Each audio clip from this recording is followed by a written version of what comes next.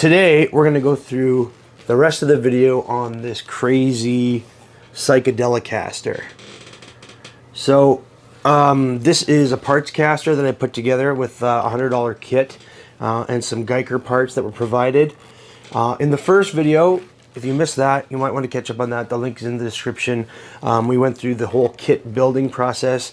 I went through spray painting this, hand painting this, finishing this with like a gloss finish, and then putting the whole thing together. When the video ended, we were just about to wire this thing up and then check the setup and then hear how it sounds. So let's go ahead and jump right in, right back at that part where we're just about to wire it up, and we can finish up this psychedelic caster build video. All right. The wiring is all complete. Here's a look at my wiring.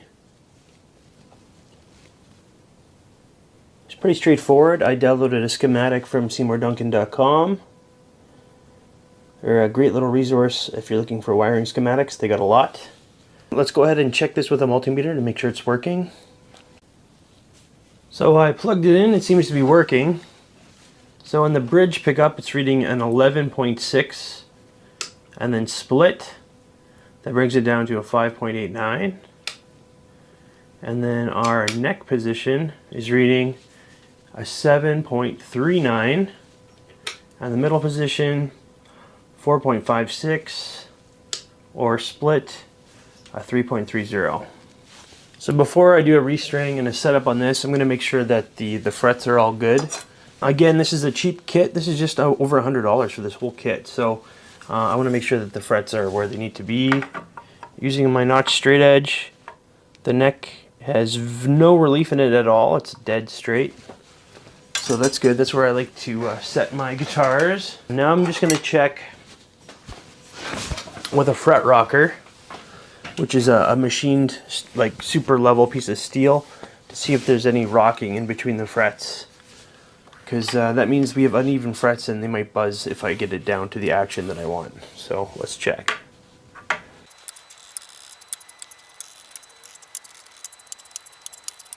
Starting to check the frets. They're pretty unlevel. There's a lot of different rocking spots, so I'm gonna have to do a full fret level and recrown on this. Which, I mean, you know, you get what you pay for these cheap kits. I'm sure they don't spend a whole lot of time on the frets. So to get the action super low, like how I like, I'm gonna have to do a fret level on this. So it's an unfinished maple fingerboard as well, so I'm gonna have to tape off the whole thing. Then I'm gonna file everything down level, and then recrown, polish, and buff. So let's get started.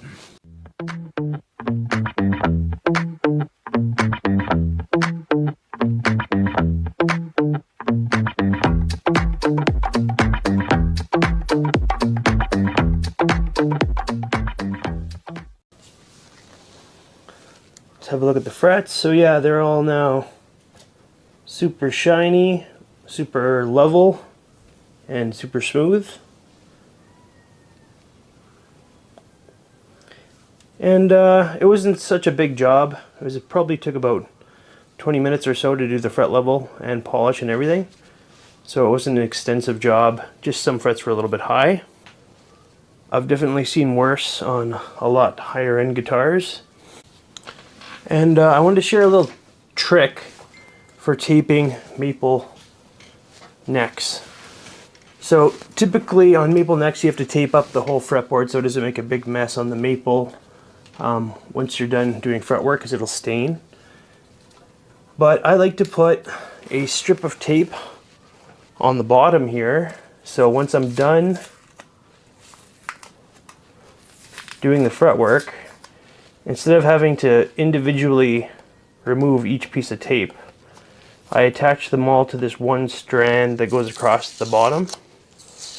And theoretically, I should be able to take all the tape off at once. Let's see how that works.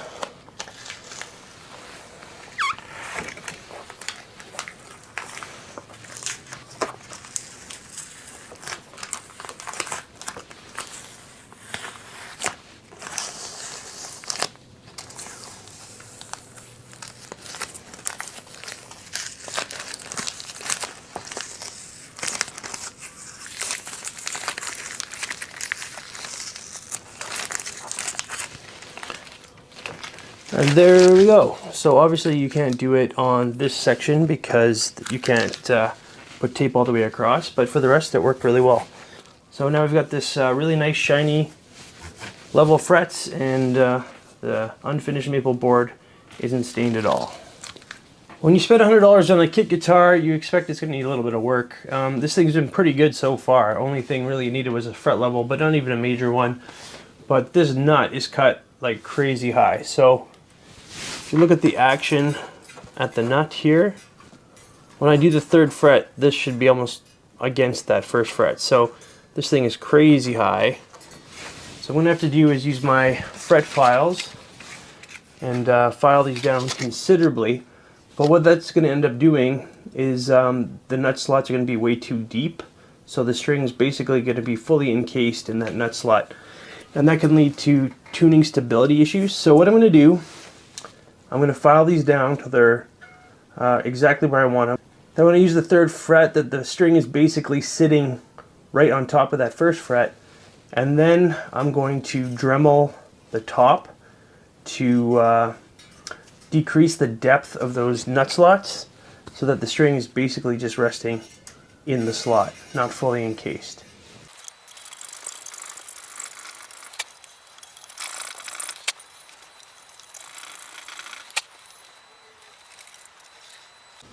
Another little trick you can do for this, when you're making a new nut, basically what I'm doing now, because I have to go down so deep, is that you can use a little pencil like this. So what I've done is I've sanded this directly in half. I take the pencil and I put it right on these 2 frets and make a mark. That should be right about where you want the depth of your nut slots to go. And then you can kind of use that as kind of a reference, and then makes it a little faster. So I've got my E string up to tension, and when I fret that 3rd fret, it's almost directly on the fret. So that's about as low as I want to go. So I'm going to do that for the rest of these strings. Alright, the guitar is all restrung, set up, intonated, and it plays quite well actually. So let's go ahead and check the setup. Using my notch straight edge, we can see that there is very little relief in the neck. That's usually how I like to set my guitars. There's the small gap between the straight edge and the fingerboard, so that means the truss rod is set nice and tight. And then here in the 3rd fret area, you can see when I use the 3rd fret, the string is almost resting right on that 1st fret. So this thing, the nut wasn't cut very well when I first got it, but I used my nut files and just made that a little bit better, so there's good action here now. And the nut is now well cut. So at the 12th fret, we can see we've got nice low action. So on the low E, we're sitting at just between a 0.75 and a 1 millimeter. And just a tiny bit lower on the high E, so just below 0.75 millimeters. So yeah, very nice low action. And I'm just going to quickly go over each single fret to make sure there's no buzzing or fretting out anywhere. I typically like to speed up this part, so if you want to hear it in real time, just slow down your player to 25%.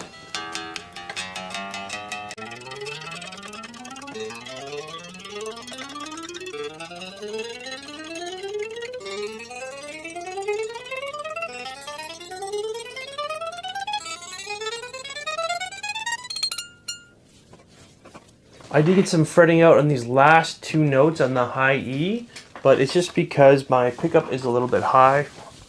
I'm just going to lower that just to make sure that is the problem.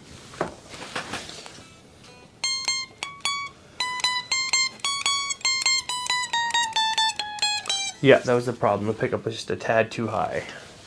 So yeah, very nice low action with no fretting out or buzzing anywhere. And the neck feels quite nice. It's quite a thick neck. It really fills out the palm. It's nice and rounded. And the guitar rings out acoustically quite nicely as well.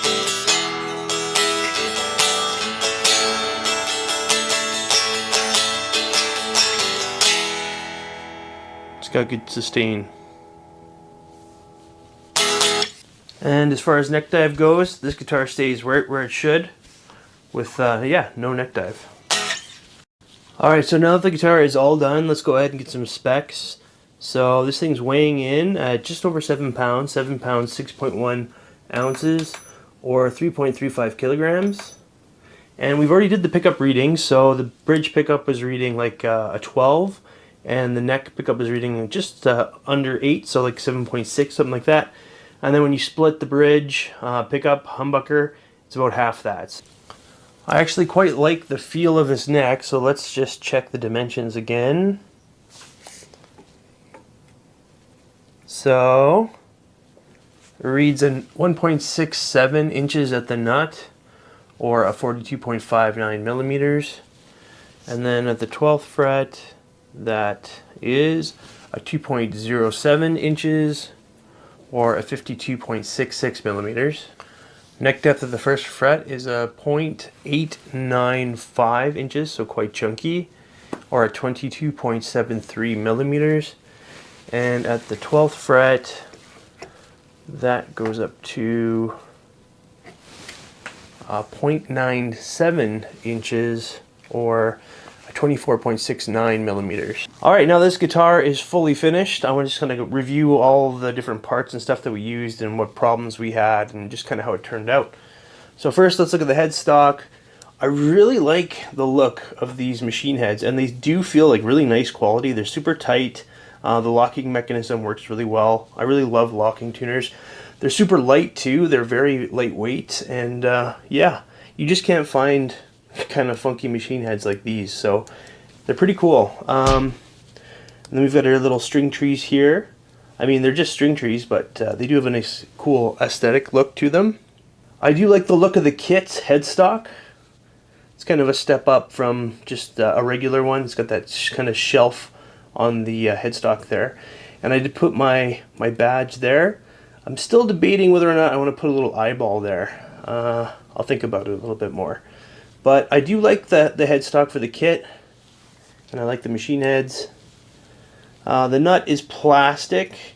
You could replace that with a bone nut if you wanted, but I just left it as is. And the nut needed a lot of filing. The truss rod seems to work well. It's nice and tight and responsive. The fretwork, when I was using my fret rocker, there was a lot of high frets. If I didn't do the fretwork, I don't think I would be able to get as low of action as it currently has without buzzing. It wasn't an extensive fret level, but there was definitely some higher spots. And but now they're all super polished and buffed and super smooth feeling. And the body is going to be pretty polarizing. I'm not an artist. I kind of made it in the same vein as like the Rocky or the Love Drips. Just kind of a hand-painted, do-it-yourself kind of flow of consciousness guitar. I didn't use any sort of template or anything. I just basically started painting, and this is kind of how it turned out. It looks like a toddler did it, but it's definitely eye-catching. See what I did there? But no, this would look pretty cool on stage, I think. It would take the right kind of guy to pull it off. And kind of the whole point of this video is to show you, you know, you could buy a kit for an inexpensive kit, and if you know what you're doing, you could really make it play great. And you can be really creative with how it looks. And so yeah, this guitar plays great. I'm waiting to see how it sounds. But depending on which pickups you put in there, you can really control how it sounds as well. As far as the parts go, I really like this pickguard. I think it might be a bit much on this guitar. I haven't really decided yet. Sometimes I look at it and I like it, and other times I don't. This kit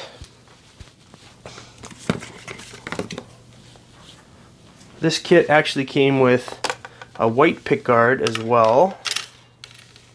So that's kind of how it looks like with a white pickguard. It's actually not that bad.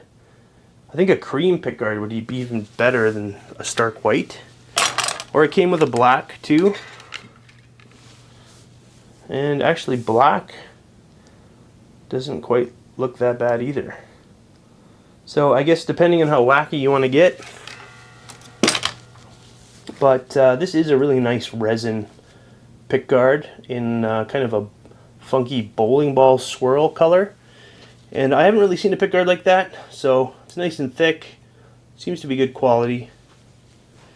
And as far as the pickups go, we have to plug it in to hear how they sound. But they look like they're quality components. And yeah, this is a stacked humbucker.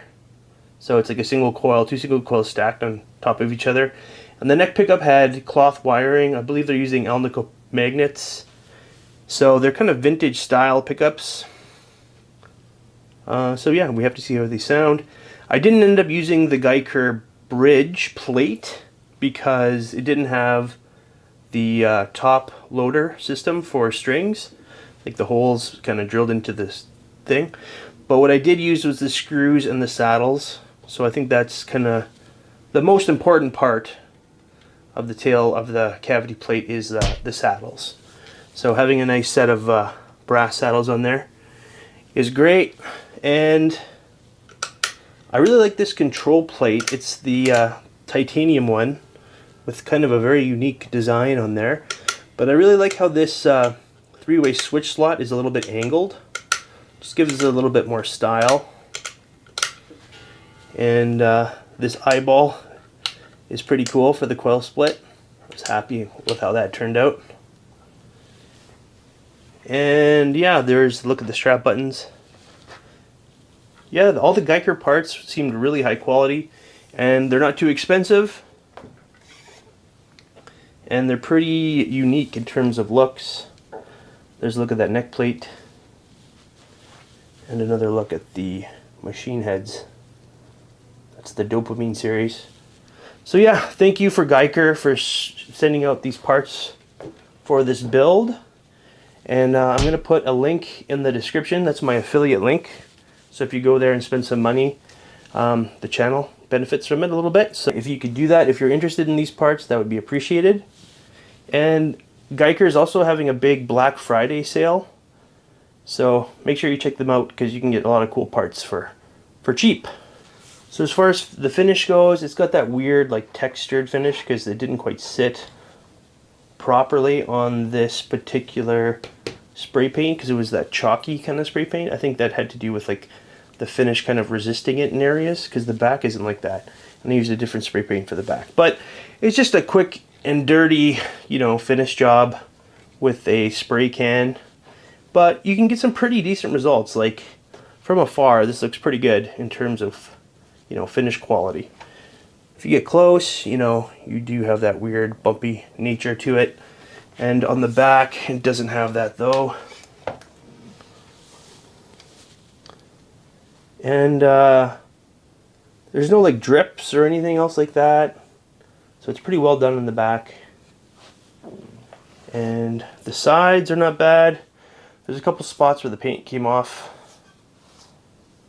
when I was trying to finish. And I wasn't overly concerned about getting it 100% perfect because this is more of just a stylized stage kind of crazy guitar. I wasn't super concerned with getting everything flawless. And we only had 24 hours to do it, so. But alright, this is the Psychedelicaster. Let's plug it in and see how it sounds. I'm plugged into my 1965 Bassman, and here are my settings for that. And then I'm just going to be using my Jim Jones GTO Germanium Overdrive for a little bit of dirt. We're going to go through each position clean, and then with some overdrive. My 212 cab is mic'd up with an SM57, and I'm just using a condenser mic for the room.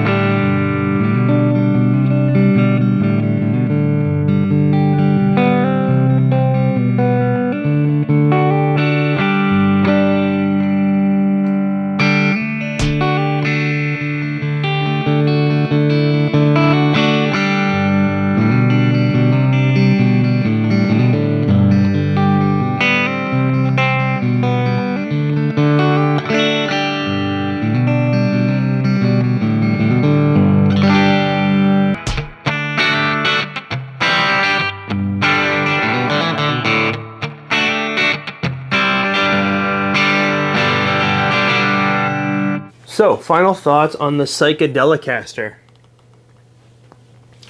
So, yeah, this guitar just goes to show you what you can do in 24 hours with a kit and some know-how and some decent parts. So again, this is just a super inexpensive kit off Amazon. This is the Leo James Telecaster kit. I think I paid just over $120 for this thing. And I was really surprised with the quality of the wood and how everything fit together. It was really well done. The routes were nice, and yeah, there was no big issues at all. The only main thing that I had to do with the kit was it needed a fret level because some of the frets were high, and the nut needed some attention. I needed to cut those slots down a little bit because they were way too high. But overall, all of the holes lined up with everything, and the neck fit into the body really well, and just it really seemed like it was nicely finished, nicely sanded, no like QC issues at all. And I built this whole thing under 24 hours, and that includes drying time for both like the spray paint and the finish over top of that, and the painting and the assembly and the electronic work and the fret work. All of that was under 24 hours. So it just shows what you can do with not a lot of money, but with some know-how and some decent parts. And the aesthetic of this thing is not going to be for everyone. It's definitely going to be pretty polarizing. But I mean, if you're creative, you can do anything you want on a kit. So I'm not really an artist, but I think this thing came out pretty cool. It's definitely got a vibe. Whether that's your vibe or not, that's up to you. But I'm pretty happy with the way it came out. And yeah, thanks again to Guyker. The parts they sent me were all great. They're just super high quality parts. They're pretty inexpensive, and they're really unique. I really don't see a lot of other options that kind of do the same things that they do. I really don't see a lot of options with the same like colors and materials as them. So yeah, definitely check out their link in the description and have a look. And use that link to buy something if you find something you like, and that helps out the channel. They're also having a big Black Friday sale if you want to go over there and check things out. I was quite impressed with the way the pickup sounded too. I mean, they're inexpensive pickups, but they really had a really nice sound. And the guitar has a nice weight. I really like the neck. It's that really big, chunky C-rounded neck profile that I really like. I've got bigger hands, so this is super comfortable. And the fret ends are nice and smooth. They weren't poking out like that. The frets are now super shiny and smooth. The action's nice and low. It plays really well. It stayed in tune really well too, probably due to these locking tuners, which seem to be very nice.